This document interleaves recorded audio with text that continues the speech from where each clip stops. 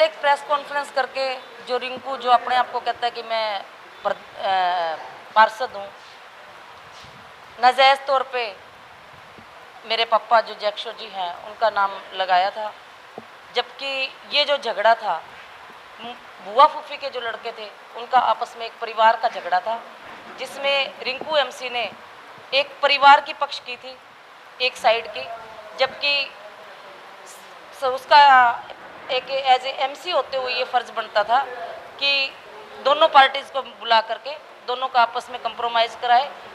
तो इस मामले को लेकर के ये झगड़ा चल रहा था, जबकि मेरे पापा जी हैं जिंदल से न्यूरो के पेशेंट हैं और जिंदल से इनका इलाज चल रहा है। इनको तो बाहर धूप में निकलने की भी इजाज़त नहीं है, और बिना मतलब से मेरे पापा का जो नाम अखबारों के माध्यम से दिया गया, इस आदमी का मुझे ये नहीं पता चल रहा कि इसको खतरा किससे है। कभी तो ये कहता है कि बाबा डेरे वाले से खतरा है, कभी कहता है मुझे जैक्शोर से खतरा है, कभी कहता है कि मुझे बलदेव से खतरा है, कभी कहता है मुझे वाल्मीकि समाज से खतरा है। जबकि इस ड्रामे को लेकर के इसने एक सिक्योरिटी गार्ड भी प्रोवाइड सरकार की तरफ से करवा रखा है। अब मैं ये कहना चाहती हूँ कि एक सिक्योरिटी गार्ड होने के बाद भी अगर इंसान को खतरा है तो क्या उसको जेड सिक्योरिटी देनी चाहिए?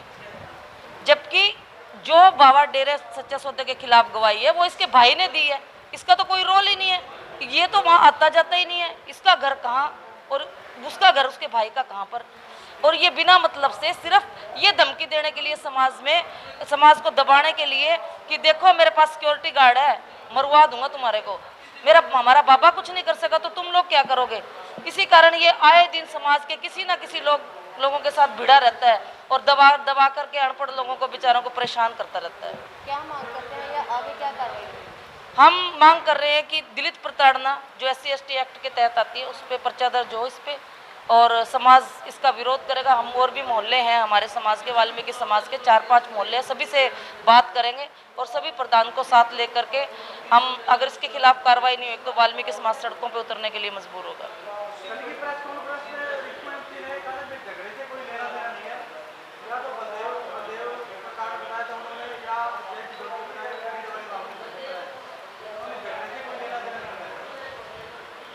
अगर झगड़े से लेना देना नहीं होता तो झगड़े की बात जो हुई है, जो झगड़ा जिन लोगों के साथ हुआ है, जैक्शोर भी नहीं था वहाँ पर और बलदेव प्रधान भी नहीं था, और हमारा घर कहाँ और उसका घर कहाँ, तो फिर हमारा क्या झगड़ा था? उसके बाद भी उन्होंने CCTV फुटेज ये बंदा हमारे से कारण क्या है मैडम कि ये रंजिश रखता है। मैं इलेक्शन फाइट किया था मैंने इसकी वाइफ के खिलाफ, ठीक है, तभी से ये रंजिश रखता है। उसी रंजिश के चलते चलते इसने जब थेड़ मामला आया, थेड़ मामले में भी सिर्फ इसने वाल्मीकि समाज के जो 3-4 घर जो मेरे साथ जुड़े हुए थे उनके छोड़े हैं, सभी को फ्लैट्स दिलाए हैं इसने। और ये कहते हैं ना प्रशासन जवाब देता कि जो पूरा थेड़ खाली करा दिया, जबकि 3-4 मकान आज भी थेड़ पे मौजूद है। क्यों? क्योंकि ना तो उनको आगे फ्लैट दे रहे हैं और ना वो कर रहे हैं। अगर भूमाफिया वाली बात होती, ये भूमाफिया बार बार कहता है, इसके लिए हमारी मान हानि भी हो रही है। बात ये है कि अगर प्लाट बेचे होते तो थेड़ के लोग खाली थोड़ा ना करके जाते। अब थेड़ खाली हो चुका है, अब CBI और CID का क्या मामला रह गया? अगर थेड़ खाली ना होता मामला तो तब बनता था।